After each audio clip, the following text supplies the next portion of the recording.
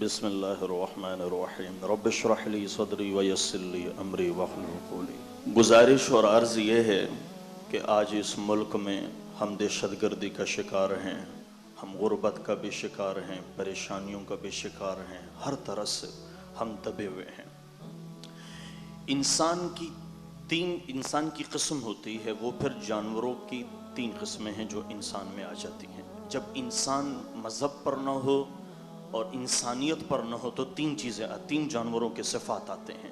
سب سے پہلی صفت اس کے اندر یہ جو گائے بھینس یہ صفت آتی ہے کہ کسی اپنے کام سے کام رکھنا، اور دوسری صفت اس کے اندر آتی ہے وہ جانور، وحشی جانور جو اپنا پیٹ پالنے کے لیے، اپنا کھانا کھانے کے لیے، اپنی رات گزارنے کے لیے، خوراک کے لیے کسی دوسرے کو چیر پھاڑ کر کے اپنا لقمہ بنانا، ایک یہ صفت ہے۔ تیسری صفت وہ ہے جو سانپ اور بچھو، زہریلے جانور، سانپ 100 آدمیوں کو بھی ڈسے تو اس کے اندر ایک قطرہ خون کا نہیں جاتا، یہ اس کی فطرت میں آ جاتی ہے۔ تو آج ہمارے معاشرے کا یہ دستور بن چکا ہے، ہمارے معاشرے کا یہ ایک رکن بن چکا ہے یہ چیز۔ اور دوسرے میں بات بتاؤں، حدیث میں آتا ہے مفلس کون ہے؟ مفلس کون ہے؟ صحابہ عرض کرنے لگے یا رسول اللہ مفلس جس کے پاس مال نہ ہو۔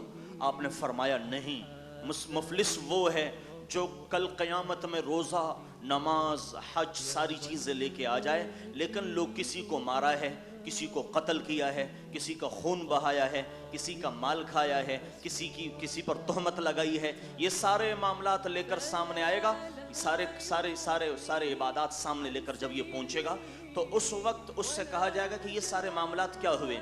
تو فیصلہ یہاں یہ ہوگا، اس کے سارے جو اعمال ہیں، اس کے جو حج عمرے اور اس کی جو نمازیں، یہ سب جس کو مارا ہے اور جس کو قتل کیا ہے، جس کا خون بہایا ہے، یہ سب ان کو دے دیا جائے گا، اس کی ساری نیکیاں۔ اور پھر جب ان کی نیکیاں تو ختم، جو ان کے گناہ ان کے سر پر ڈال دیے جائیں گے۔ آج سب سے بڑا مسئلہ یہ دہشت گردی کا ہے۔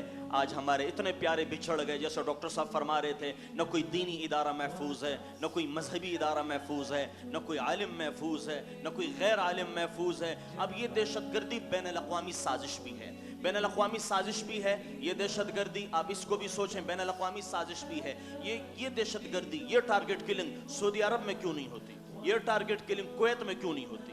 یہ سارا چکر وہاں کیوں نہیں چلتا؟ وہاں ایک محکم نظام چلا ہوا ہے، یہاں چھوٹے بڑے، جب یہ اس وقت جائے گا ڈاکٹر صاحب جب بڑے اور چھوٹے کی تمیز نکالی جائے گی، مالدار اور غریب کی یہ چیز نکالی جائے گی۔ میں یہ عرض کروں گا، اور اب یہ آپ نے بہت خوبصورت بات کی۔